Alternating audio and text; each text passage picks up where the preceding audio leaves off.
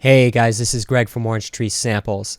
I just wanted to give you a quick walkthrough of the very latest strumming engine in Evolution electric guitar Strawberry. So we'll start out by looking at the graphical display of the keyboard right down here. And this middle region of blue keys is the chord detection range. So basically you're going to hold down a chord, whether you're playing it from your keyboard or sequencing. And when you hold down the chord, it doesn't really make any sound other than any kind of fret noises or effects like that, because basically what it does is it tells the virtual guitarist which chord to fret so that way you can strum it. So if you can hear this, it's pretty quiet, but if I play a few notes in this range, like that, you can hear the guitarist switching between those notes and chords. Then, right down here on the left side, you have Strum Keys. And these are the actual strums. So each of these keys in the octave is a different strum, which is definable. And I'll show you that later. But basically, this section right here is mirrored up here on the right side. So that way, anything you play down here can also be played up here. And that's basically for compatibility between people who prefer to play this left-handed versus right-handed. So instead of having a button or a switch to switch between those two modes, I've just offered both of these at the same time, both of those methods of playing. So we'll start out by going in the Strum Palette, and right here you can see you can edit the different strum keys. So we have a full octave, 12 different strums, and each of these can have separate settings. So be that the articulation, sustain, palm mute, mute, the direction of the strum, or any of these controls right here, which could be the speed of the strum, the decay, which basically means the volume of the strum fades out the more strings that you strum. So basically it strums the first string at full volume, then the second it starts to decay the volume a little bit, and so forth. Then we have the velocity to speed scaling, which basically means the louder you play a note, it'll actually play it as a faster strum. And then you have the velocity to limit knob right here, which basically means that if you play quietly, you can make it so it only strums several strings out of the total. And then you can also specify which string the strum starts on and how many strings are included in the strum. So basically, you can set up these different different strums with all different settings. And what that results in, I'm just going to play something on my keyboard so you can hear. I first fret the chord, and then I play the strum.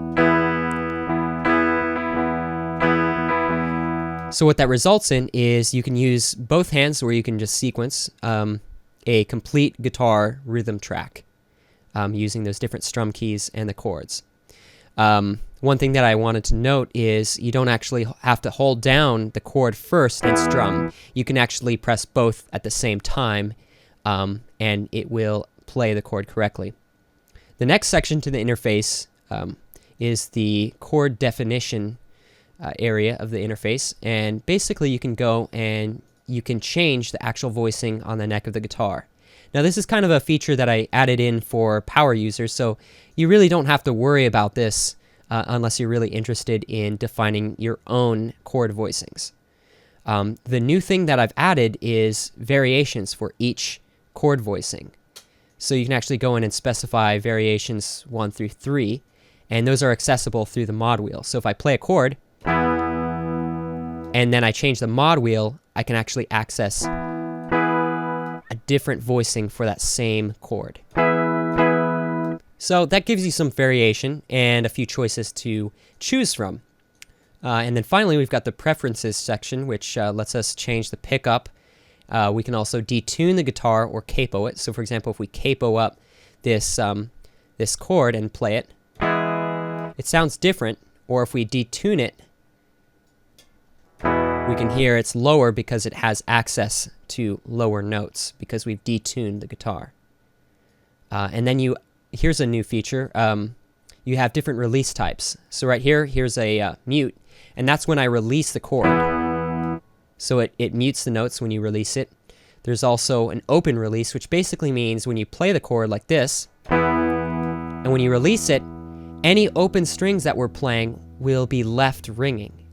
And where that's useful is if you're creating realistic chord transitions, because guitarists usually don't mute those open strings when quickly switching between chords. So I'll show you that by quickly switching between a E chord and a B chord.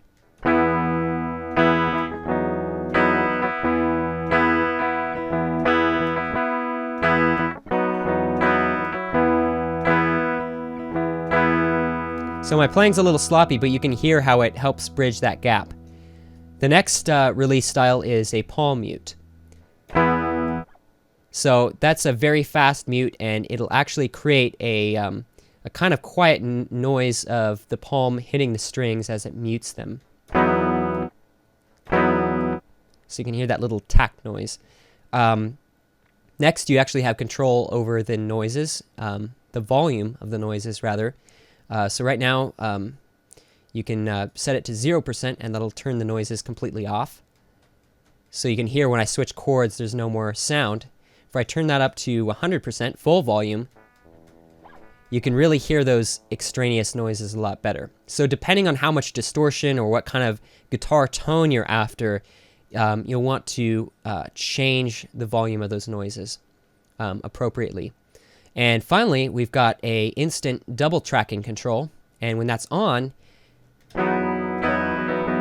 you suddenly have two guitars double tracking your guitar track, and it gives it a really nice stereo width, which is actually adjustable right here.